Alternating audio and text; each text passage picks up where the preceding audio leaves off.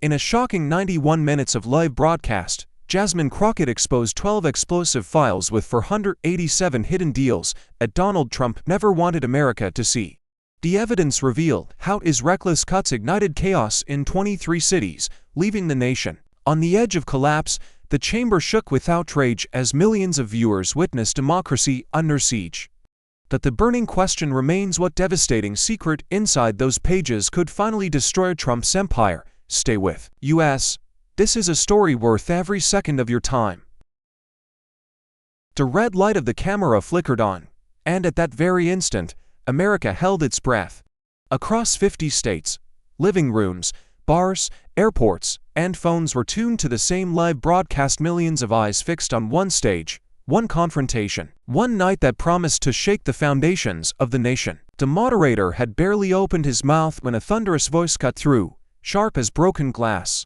Donald Trump leaned forward, his face stretched into a sneer, and snarled into the microphone. "Why are we even here wasting time? Jasmine Crockett is nothing but a political clown, a worthless puppet in a cheap dress, spitting nonsense fed to her by crooks." Gasps echoed through the chamber, a collective inhale from both the stunned audience inside the hall and the millions watching at home. The insult landed like a slap heard across the country, jolting the atmosphere into chaos within seconds. The moderator stammered, trying to regain control, but Trump pounded the table with his fist, drowning out every attempt. Cameras zoomed in, his expression twisted with rage and contempt, as if he'd already claimed victory before the debate had even begun. Jasmine Crockett, however, did not flinch. She stood slowly, deliberately, as though the weight of his words only fueled a fire in her chest. Her eyes locked on Trump's, unblinking, cutting through the arrogance that filled the room. When she spoke, her voice carried the fury of millions who had endured his lies, his chaos, his tyranny. "Clown," she said, her tone laced with venom and steel. "If I am a clown, then you are the dictator's clown, the jester of corruption, the salesman of fear, the reckless fraud who has turned this country into his personal circus of chaos." The chamber erupted instantly, half with applause, half with furious shouts. Trump supporters hissed and jeered, his face flushing a deep crimson, but Jasmine raised her hand for silence, not a tremor in her voice. The contrast was electrifying: his chaos against her calm fire, his insults against her truth. The moderator tried again to steer the debate, but it was useless. The duel had already begun, raw and unfiltered. Trump leaned into his mic once more, spitting, "You've done nothing for this country. Crockett, you're a nobody, a failed lawyer pretending to be a leader, and you dare to stand against me." Jasmine's lips curled into a smile, not of amusement, but of deadly precision. She let the silence stretch for a heartbeat too long, keeping everyone waiting, before delivering her strike. "Dare? I don't just dare, Trump. I expose. Tonight, before every American watching, I will show the wreckage you've left behind. The broken cities, the abandoned families, the bleeding democracy. And no amount of shouting will save you from the truth." The words hit like a lightning bolt. Viewers at home leaned forward, phones lit up with frantic comments and tweets, and even the camera caught Trump shifting in his chair, uneasy for the first time. The air was electric, suspense vibrating through every corner of the chamber. Everyone knew this was no ordinary debate, it was a battlefield. America wasn't just watching. America was waiting for the mask to slip, for the empire of lies to crack wide open, and as the lights burned brighter, the question hung heavy in the air: was this the night America would finally see Donald Trump unmasked? The chamber felt like it might crack under the weight of tension. Trump leaned forward, fists clenched on the table, his voice booming with venom. "You are nothing, Crockett, nothing but the trash of Congress, a loudmouth with no power, no legacy, no future." His words spat out like poison, amplified through the microphones, reverberating in every living room across the nation. The insult was crude, brutal, designed not just to humiliate her but to erase her. For a split second, silence followed, a silence so sharp it felt like the country itself was holding its breath. Then Jasmine struck back. She did not shout immediately. Instead, she let the silence linger, her gaze piercing him as if she were measuring the exact spot to land her blow. When she finally spoke, her words cut like a blade. "Trash of Congress," she said slowly, her voice icy, steady. "No, Mr. Trump, I am the voice of the people you've tried to silence. If there is trash here, It is not in this Congress, it is you. You are the trash of history, the stain on America's soul, the wreckage future generations will curse. The chamber erupted. Gasps turned into roars, half the audience exploding into applause, the other half shouting curses. The sound was deafening, like thunder rolling through the marble walls. Trump's face twisted in rage, a flash of red creeping across his cheeks. He slammed the table so hard the microphones shook, and for a moment the cameras caught the veins bulging in his neck. "Liar," he bellowed, his voice cracking under the strain. "You dare to say that to me? I built this country's strength. I put fear in the enemy's hearts, and you." His words drowned in the cacophony of voices, reporters shouting questions, security whispering frantically in the aisles, staffers clutching their earpieces as producers screamed in their headsets. The chamber was no longer a place of debate. It was a battlefield, an echo of the streets outside, where protests were already rumbling, signs flashing, chants shaking the asphalt. Jasmine did not retreat. She leaned into her microphone, her face fierce, her tone unrelenting. "You built nothing but division. You put fear into your own people, tearing apart communities, poisoning trust, and turning America against itself. And tonight, the whole world sees it. You can shout all you want, you can pound your fists, but nothing will hide the truth that you are chaos in a suit, and chaos is never a leader, it's a disease." The last word disease hung in the air like smoke after a cannon blast. The audience gasped again, some clutching their chests, others shaking their heads, while millions at home scrambled to social media, typing furiously, hashtags already trending, clips already replaying. The moderator's gavel hammered against wood, but it was useless. The explosion had already detonated. This was not a debate, it was an all-out war fought with words sharper than any weapon, every syllable tearing at the fragile seams of the republic. And as the camera zoomed in on their faces, to figures locked in combat under the blinding lights, America asked itself the only question that mattered: who will walk out of this battlefield unbroken and who will be shattered beyond repair? The cameras flickered to a split screen. On one side, Trump's face, veins bulging, fists slamming, spittle flying. On the other, Jasmine standing tall, her shoulders squared, her voice steady as a blade. Anchors on every major network stuttered mid-sentence, their polished tones replaced by raw disbelief. We are witnessing something unprecedented," one gasped, his words tumbling out as he adjusted his earpiece. Another anchor, eyes wide, leaned into the camera. "This isn't just a debate anymore, this is a meltdown on live television, a fracture of American politics unfolding in real time." Millions of viewers sat frozen, scrolling their feeds, replaying the insults, the counterpunches, the word disease already echoing through hashtags that trended like wildfire. And outside the chamber, the nation convulsed. Helicopter shots cut into the broadcast, showing thousands on the streets of Washington, their chants echoing like drums of war. Protest banners waved, "Nitrogen monoxide kings, only democracy." The camera panned to New York, where protesters clashed with riot police, smoke canisters curling into the night sky. In Chicago, sirens wailed, storefronts shuttered, citizens screamed, "We will not bow." These weren't ordinary rallies, they were eruptions, embers of fury ignited by years of division and, now fanned into an inferno by the spectacle on TV. The crime emergency declared days earlier had already turned neighborhoods into militarized zones, soldiers on every corner, armored vehicles rumbling through city streets. Now those images were intercut with Trump's tirade and Jasmine's defiance, a visual tapestry of a nation on the brink. But amid the chaos, Jasmine stood immovable. Her breathing heavy yet controlled, her eyes locked on Trump as if he were the embodiment of every injustice she had spent her life fighting. Slowly, she leaned closer to her microphone, her voice slicing through the uproar with chilling clarity. "I will not let fear silence me. Not fear of your power, not fear of your mobs, not fear of the storm you unleash on this nation. Because silence is what you want, and silence is how democracies die. I am here to speak, even if my voice is the last one standing." The hall fell into a charged hush. Even Trump blinked, momentarily thrown off balance, his lips curling but words failing to come out. Viewers across the country erupted. In living rooms, people clapped through tears.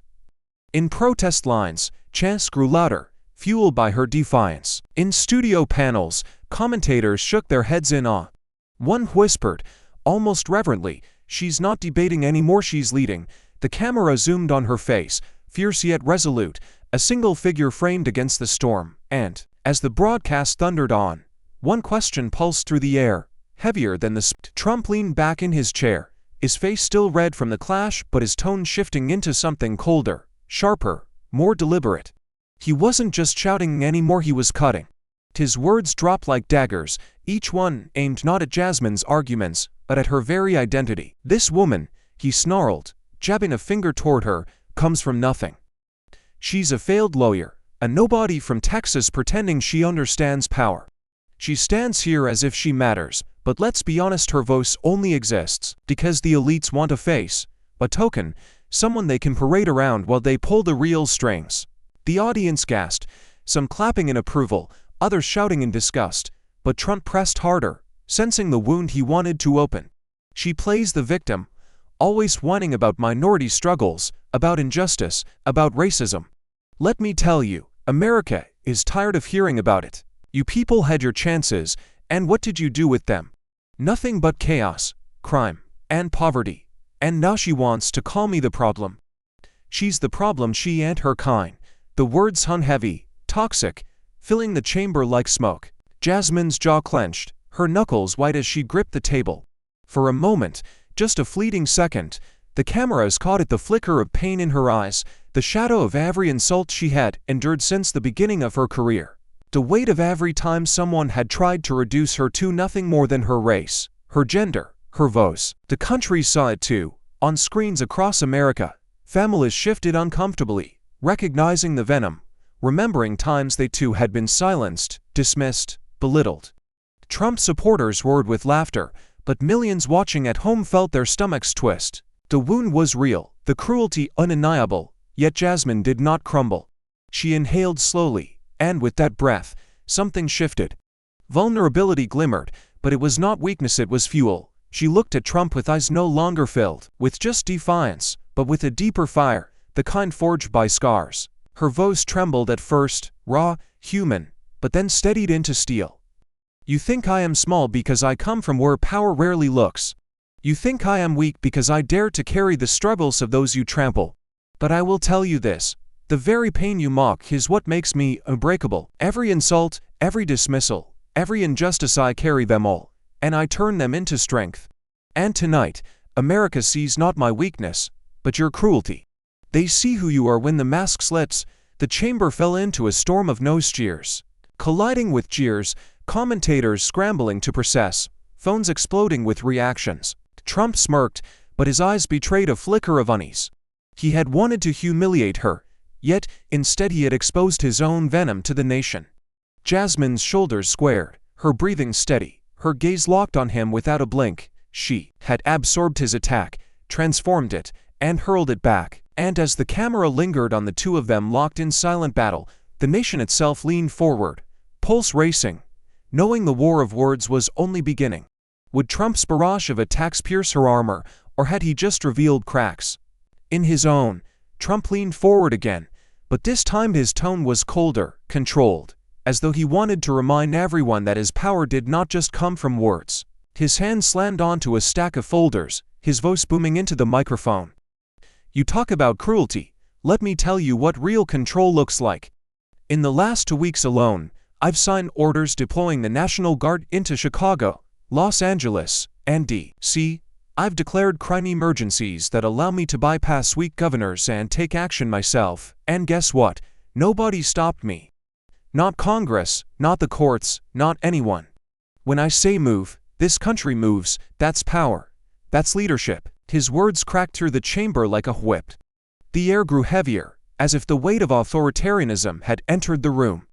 On screens across America, families watched soldiers patrolling city streets, armored trucks parked in front of schools, parents holding their children closer as headlines screamed "Trump takes over cities." The moderator tried to interject, but Trump raised his palm, silencing him as if he too were just another subordinate. "Governors who whined.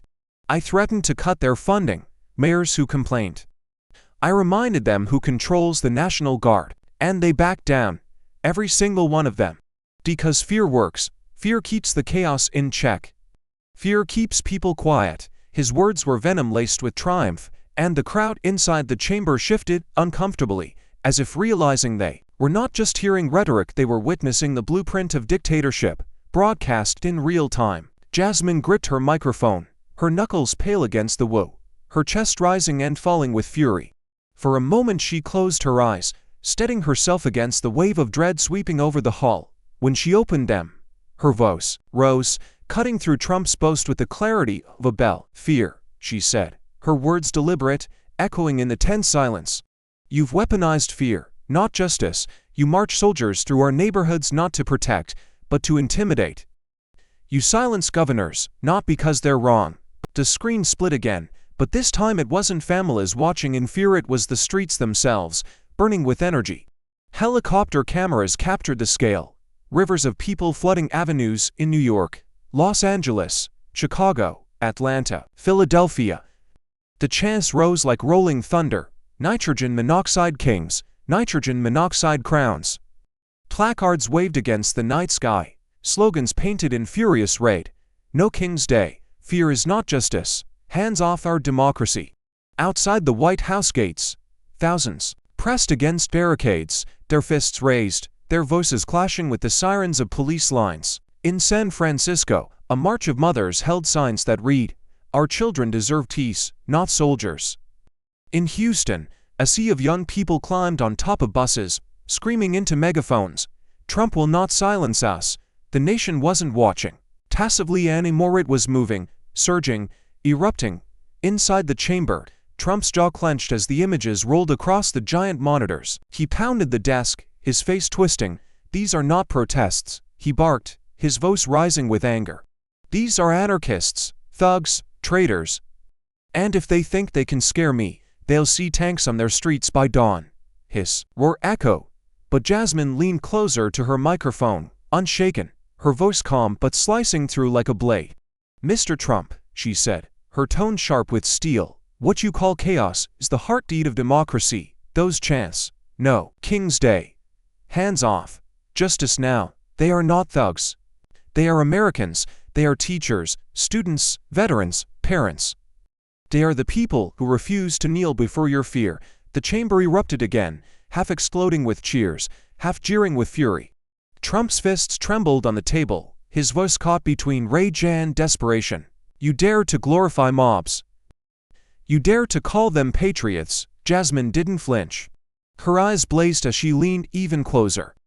"They are patriots because they do what you fear most. They hold power accountable, and tonight, they are holding you." The words detonated like dynamite. Commentators on every network gasped, their voices overlapping. "She's framing him as the enemy of the people. This isn't debate, it's indictment." On the streets, the crowd seemed to hear her in real time. Chants morphed into her words, "Hold him accountable," echoed from Washington to Denver, from Miami to Seattle. Fireworks burst in the sky above the protesters, captured live on split screen, their light colliding with the furious red glow of police sirens. The imagery was unmistakable. The nation was no longer quiet, no longer waiting. It was on fire. Trump slammed the desk, again, his voice cracking, but his roar was now competing with something louder, the collective cry of millions. And as Jasmine stood, shoulders squared, her words echoing with the force of every marcher in the streets, one chilling question lingered in the air like a storm cloud ready to break. Could this protest remain a cry for justice, or was it about to ignite into true resistance, or resistance powerful enough to shake the foundations of the republic itself? The broadcast shifted again, and suddenly the screen was filled not with shouting politicians, but with the raw faces of ordinary Americans. The director cut to a montage of testimonies, voices trembling, eyes burning with anger and grief. First, a young immigrant mother from El Paso, clutching her child as she spoke directly into the camera.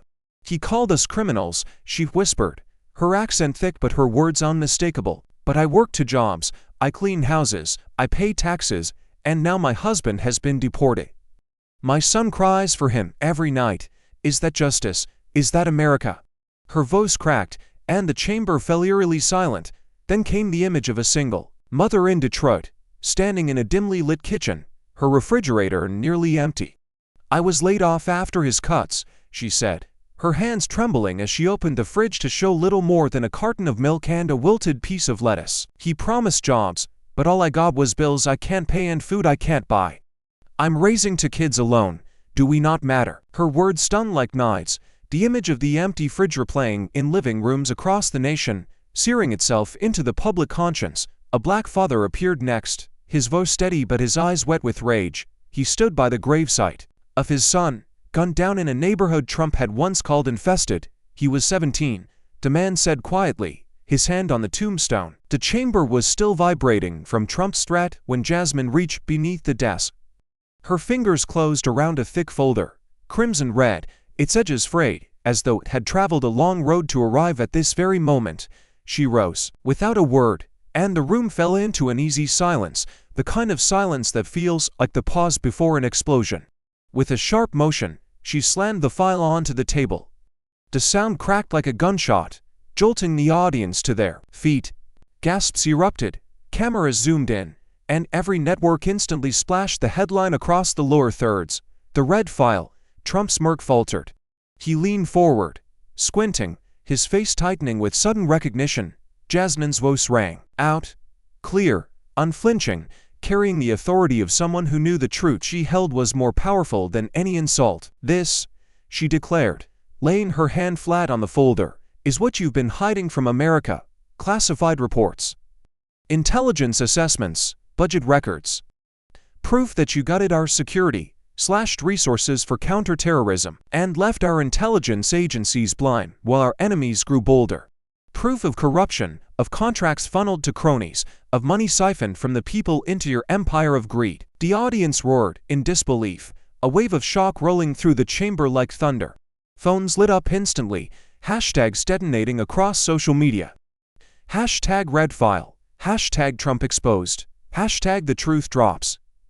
Commentators shouted over each other, their voices frantic. "If what she says is true, this is catastrophic. This isn't just politics anymore, this is criminal. She's detonating a bomb on live TV." Trump slammed his fist against the table, his voice cracking with rage. "Lies, all lies. Those files mean nothing. They're doctored, fake, another witch hunt." But even as he shouted, the cameras caught the bead of sweat rolling down his temple, the twitch at the corner of his mouth. His rage looked less like confidence now and more like panic. Jasmine flipped open the file, holding up page after page, each stamped with the word classify, charts showing budget cuts to emergency response, reports of cyber attacks left unanswered, internal memos marked with Trump's own signature authorizing the diversion of millions into private accounts. "These aren't my words," Jasmine said, her voice rising with every syllable. "These are your words, your orders, your trail of destruction. You gambled with America's safety, you betrayed the people you swore to protect. And now, under these lights, in front of the entire nation, you are exposed." The chamber was no longer divided by applause and jeers. For the first time, even Trump's staunchest allies sat frozen, their eyes darting between him and the damning documents.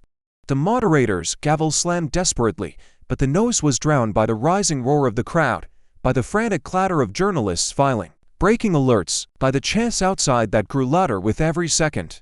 And as the red file lay open like a wound on the nation's conscience, a question reverberated louder than any chant, hanging in the air like a verdict yet to be decided.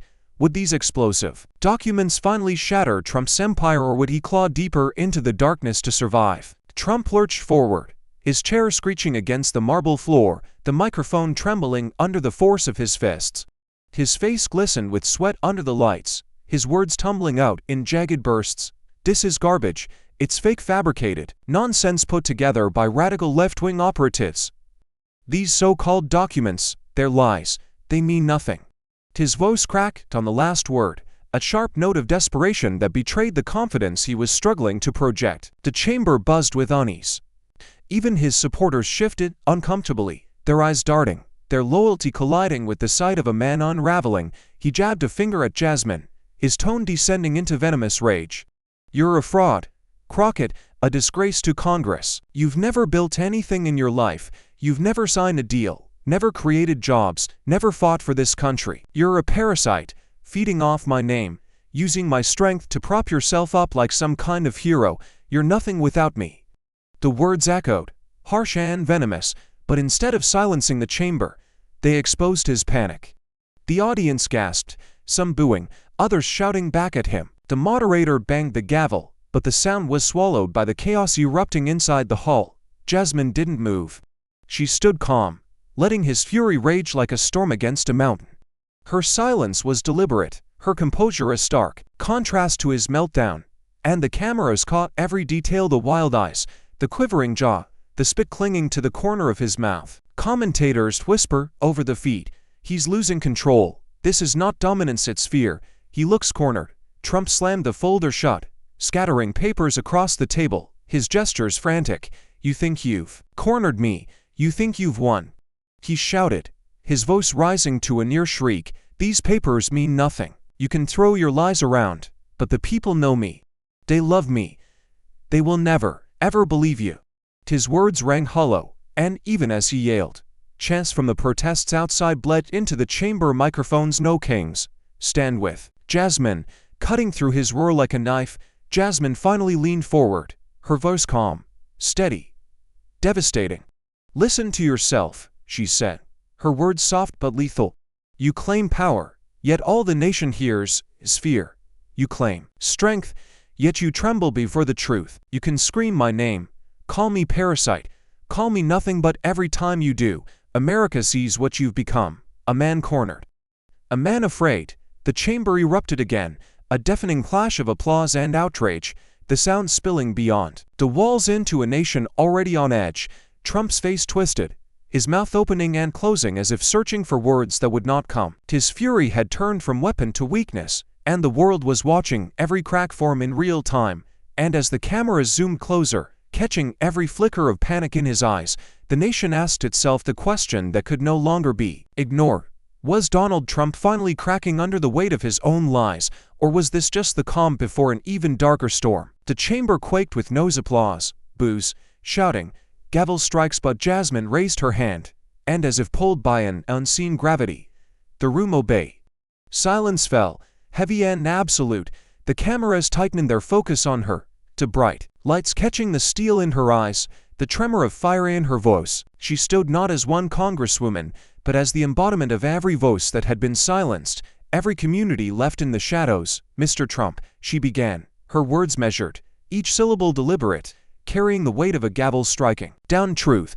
"You blinded our intelligence.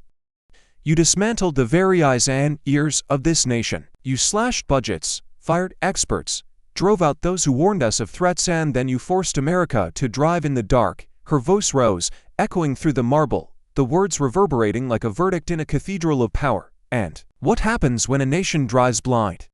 It crashes into chaos, into blood, into despair. And you sat in the driver's seat, smiling, while the wreckage piled higher and higher." Gasps rippled through the chamber, journalists' pens scratched furiously, cameras zoomed tighter on Trump's face. He sat frozen, lips pressed into a thin line, his eyes darting, betraying the panic he tried to conceal. The moment was cinematic, the kind of silence that precedes history being made.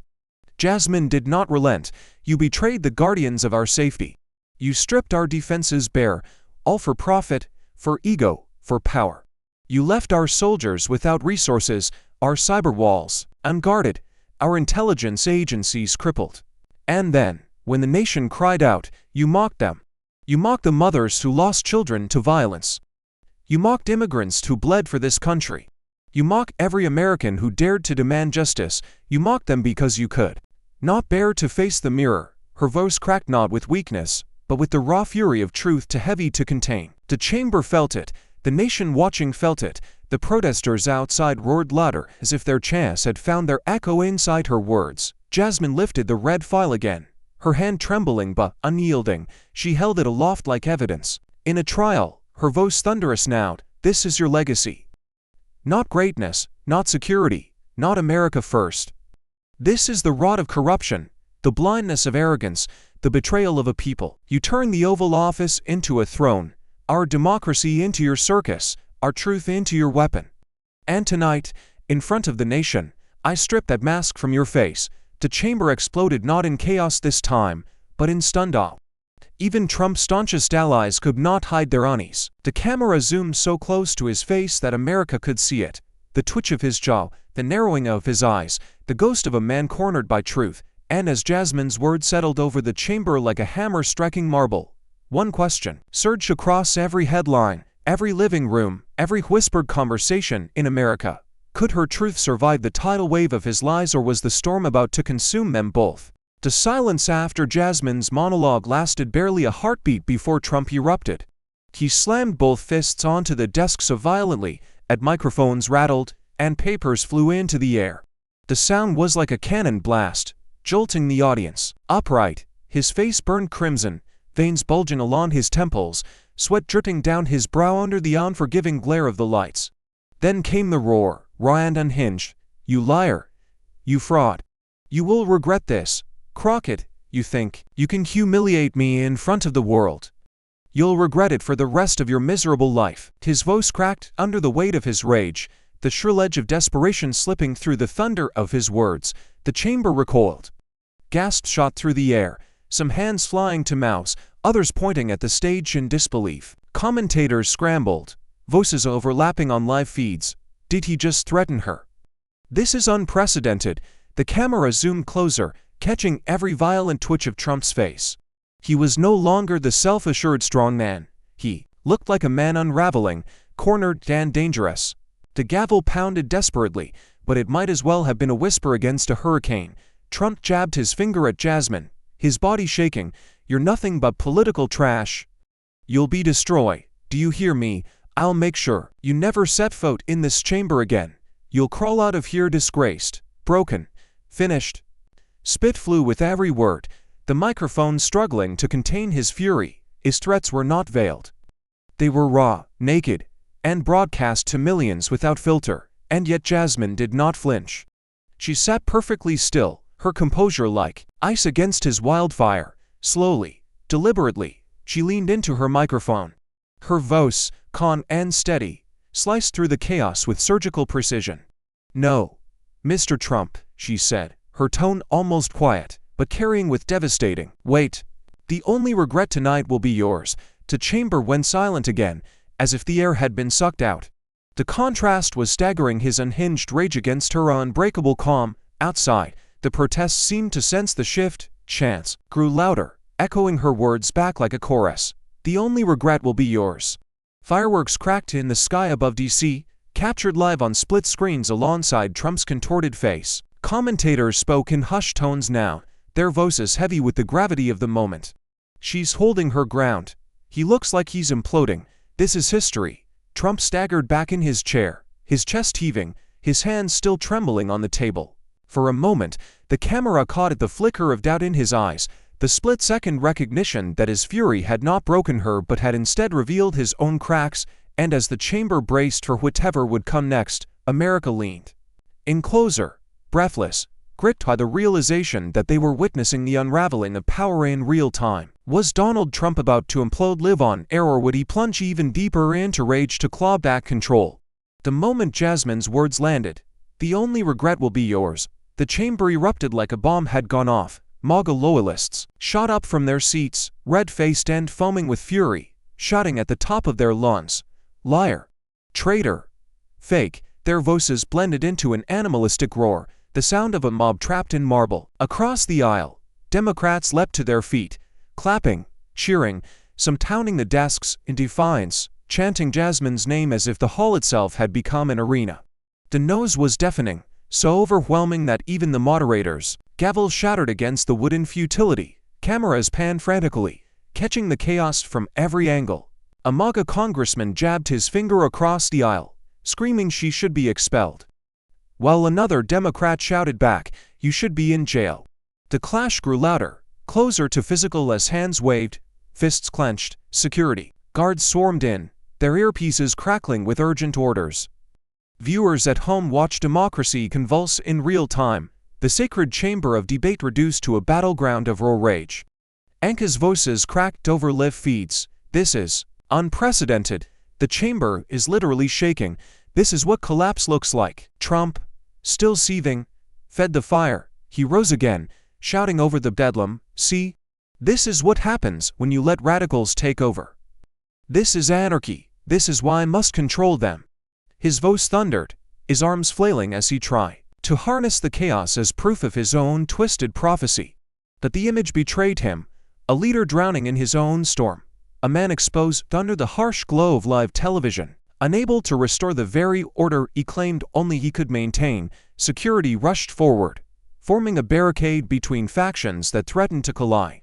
A scuffle broke out near the front row. Two aides shoved, papers flying like confetti of disorder. Protest chants from outside bled into the microphones, sensing with the shouting inside, as if the walls themselves could no longer contain the nation's fury. The marble trembled with the weight of division, the kind of tremor that history books later described as the sound of democracy on the brink. And yet, amid the chaos, Jasmine stood motionless. Her figure alone radiated a calm so stark it made the frenzy around her appear even more grotesque. She did not shout, she did not move. She simply waited, her silence more powerful than the screams of dozens. Cameras zoomed in, contrasting her composure with the writhing storm of rage that surrounded her. 2 million watching, it was as if she had become the eye of the hurricane, unshaken, unbroken. The chamber teetered, one heartbeat away from violence, one breath away from collapse.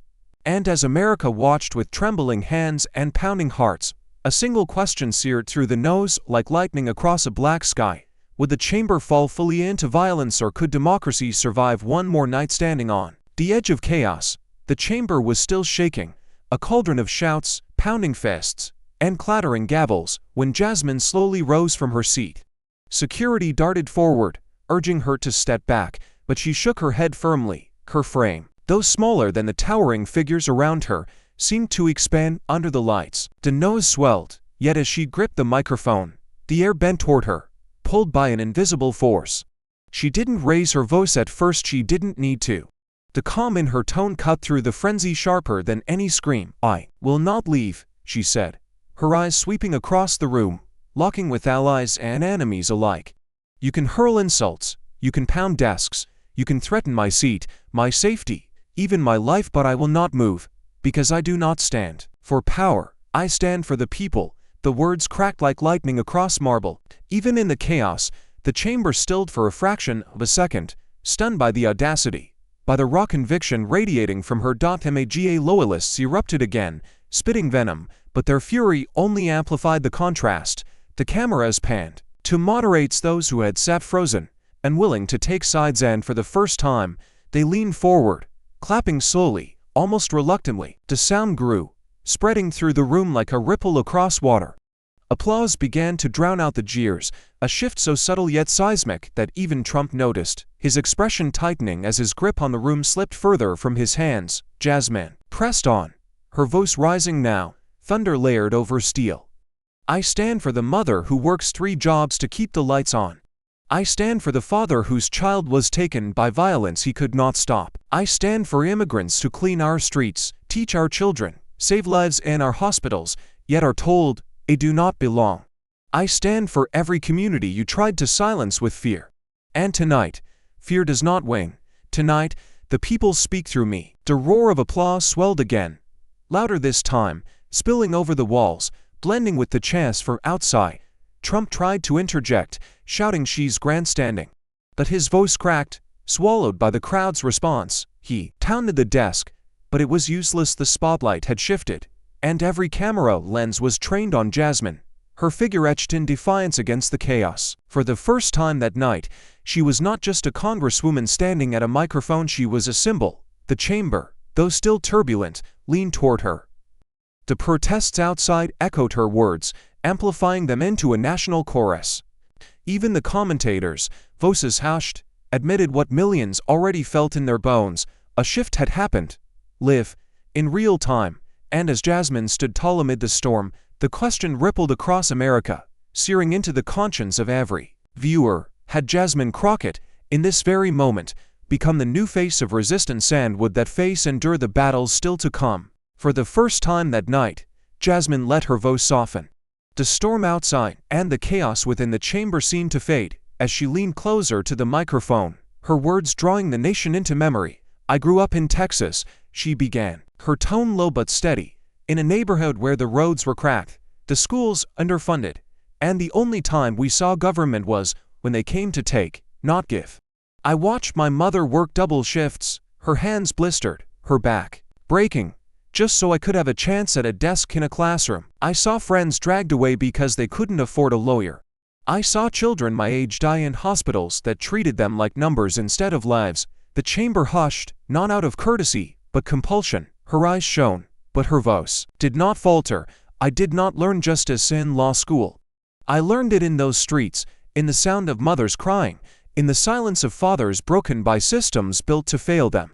That pain built me, it forged me, it taught me that silence is complicity, and I swore I would never be silent. The audience leaned forward, a collective heartbeat caught between sorrow and pride. Trump broke the spell, scoffing into his mic, his voice dripping with contempt. Here we go, another sob story. Poor little Jasmine from the ghetto, pretending to be a hero. Save it for a movie. America needs strength, not bedtime tales of hardship.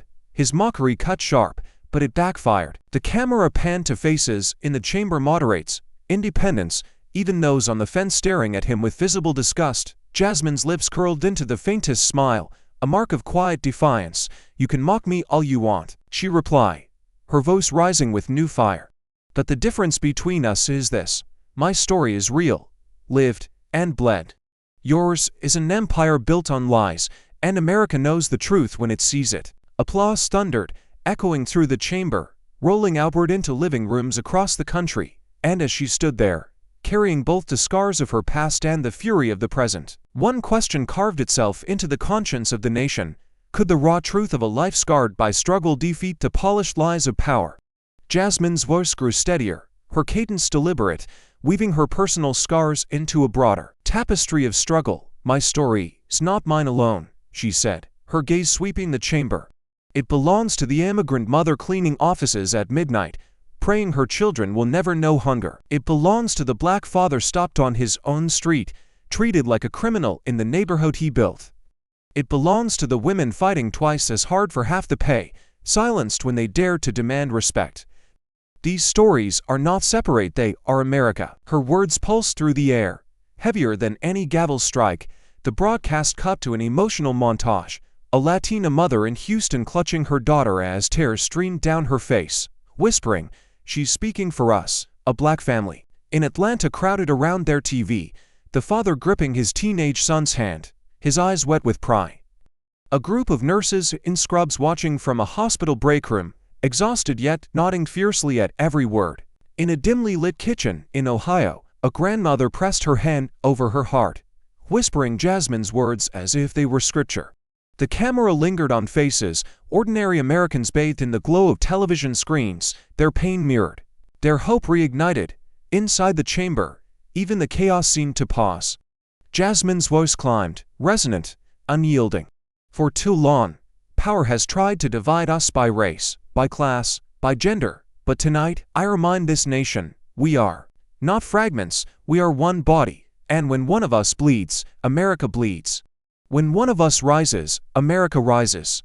Applause thundered, some standing, others still stunned, but all unable to deny the force that shook the room. And as her words echoed far beyond those walls, into kitchens, living rooms, hospital wards, and crowded streets, one question rose, above the roar, searing itself into the conscience of the nation.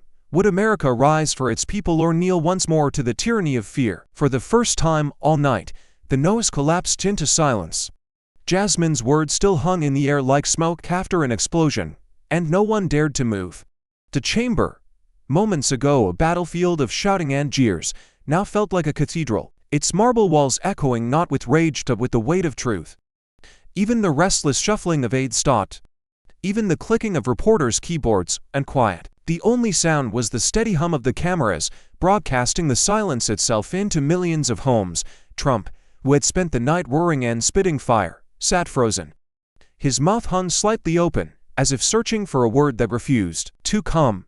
His eyes darted, his chest heaved, but for once, he had no weapon. The image of him silent, cornered, stripped of bluster was captured in tight camera shots, magnified across the nation. Commentators whispered into their mix, almost reverently, "He's speechless. This has never happened." She's broken through. Jasmine stood tall, not gloating, not smirking, but resolute. The red file lay open before her, pages fluttering softly in the draft, damning evidence exposed to the world. Her gaze did not leave Trump's, yet her expression carried no malice, only the steady, immovable weight of conviction. She seemed less a politician in that moment than a vessel of something larger, a reminder of what truth sounded like when spoken without fear. Outside, the protests paused too, as if the roar of the crowds had synchronized with the stillness inside. Protesters stared at their screens, their chants caught in their throats, tears in their eyes. It was as though the entire country had stopped breathing, waiting for what came next. The hush was not peace, it was tension wound so tightly could shatter at the slightest word. And in that stillness, America realized it was standing at the edge of something irreversible. The question burned hotter than the lights, heavier than the silence, impossible to escape. Was this the moment history would finally change its course, or would the weight of lies drag the nation back into darkness? The silence broke not with Jasmine, but with Trump's labored breathing, heavy and uneven, echoing against the microphones. His face glowed crimson under the lights, sweat dripping down his temples, his jaw quivering as though the weight of the moment had cracked his very bones. He tried to speak 1, 2, 3 times, but each attempt dissolved into a hoarse croak, the voice of a man who had roared too long and too loud. The cameras, merciless in their close-ups, captured it all, the tremble in his lips, the panic in his darting eyes, the fragility of a man stripped bare before his nation. Then came the explosion. He pounded the desk one final time, rattling the microphones, his voice breaking into shrieks. "This is a sham, a disgrace. You will all pay for this." But the words landed flat, falling into the abyss of a chamber no longer under his control. The applause for Jasmine thundered back, drowning him out, a wave of sound crashing over his crumbling figure. His face contorted, his fists shook, and then without warning he shoved back his chair. The screech of metal against marble pierced the air as he rose, shoulders hunched, eyes wild. The cameras followed as he staggered toward the exit, his gait uneven, his hands swatting away aides who rushed to steady him. Gasps erupted, reporters shouted, the moderators' gavel clattered uselessly, but the image was indelible. Donald Trump storming out, humiliated, his empire of bluster collapsing light before millions. Outside the chamber, the chants of protesters collided with the roar from inside, the sound swallowing him as he vanished through the heavy wooden doors. Inside, a stunned hush gave way to something unexpected: applause. Not partisan cheers, but a release, a collective exhale of relief. Democracy, battered and bruised, had survived the night. And Jasmine, still standing tall at the center, became the unshaken pillar around which the chamber steadied itself. Yet, as the cameras lingered on the abandoned chair, still quivering from his departure, one question gripped the nation tighter than ever. Was this the final collapse of Donald Trump, or was he already plotting his revenge in the shadows beyond those doors? The chamber, still buzzing from Trump's stormy exit, hushed again as Jasmine rose. She placed her hand firmly on the desk, her gaze sweeping across the hall and, through the cameras, into every living room in America. Her voice carried no tremor, only the unwavering weight of conviction. "Tonight," she declared, "you have seen rage, you have seen lies, you have seen fear wielded like a weapon. But hear me now. Justice is not a dream, it is a duty." Her words cut through the air like a blade of light in the darkness. "We are not here to serve crowns or kings, we are here to serve the people. Every mother who works herself to the bone, every father silenced by injustice, every child who dares to dream. You deserve leaders who do not rule you with fear but who rise with you in hope. That is why I stand here, not for power, not for privilege, but for you." The chamber shook with applause, louder and purer than before. Even some who had hesitated earlier now joined, clapping with visible emotion. Outside, the protests erupted into cheers, chants transforming into a single phrase: "Stand with Jasmine." Within minutes, hashtags flooded every platform: hashtag stand with Jasmine, hashtag justice is duty, hashtag no kings no for, trending worldwide. The cameras lingered on her as she stood tall, her figure framed in defiance and hope, a new symbol for a fractured nation. The roar of the crowd inside merged with the chants outside, forming a chorus that reverberated across the country. And as her words echoed into the night, one question burned in every heart. Was this the birth of a new movement, one powerful enough to rewrite America's future? Outside the chamber, the night had transformed into a sea of light and sound. Protesters filled every street, their chants shaking the city like rolling thunder. Stand with Jasmine. No kings. Justice now. Fireworks exploded above the skyline, streaks of red, white, and blue cutting through the darkness, reflected in the tear-streaked faces of those who had marched for hours but refused to go home. The air smelled of smoke and sweat, but also of victory, of catharsis, of a nation daring to believe in itself again. The cameras captured it all, the young student hoisting a cardboard sign into the sky, the veteran saluting through trembling hands, the immigrant mother hugging her child as the crowd surged around her. For one electric moment, it felt as if the country was not broken but reborn, its fractured pieces drawn together by a single flame. Jasmine's words echoed across screens, carried now not by her voice but by the people who repeated them like scripture. As the chants rose higher, the narrator's voice cut through, steady, solemn, eternal. This is more than politics. This is the soul of America. The images slowed, the fireworks bursting in slow motion, the faces illuminated in flashes of light, the Capitol dome looming above like a guardian battered yet unbowed. And then, as the screen darkened, a final line blazed in white across the black. What side of history will you stand on? The silence that followed was not emptiness, a weight, pressing into every viewer's chest, demanding not just reflection, but a choice, because the story was no longer theirs to watch, it was theirs to finish. What this story shows us is that courage is not the absence of fear, it is the decision to stand tall when fear is loudest. Jasmine's defiance reminds us that truth and justice are not abstract ideals, but living responsibilities carried by ordinary people who refuse to be silenced. In our lives, whether at work, in our communities, or within our families, we all face moments when standing up feels impossible. Yet those are the very moments that shape history. When your voice is tested, will you choose silence, or will you choose courage? Thank you for watching until this moment and for standing with us on this journey for justice. Your support means everything. Like, subscribe, and turn on notifications so you never miss what's next. And we'd love to hear your thoughts. Leave a comment below and let us know what moved you most in this story. Together, our voices make a difference.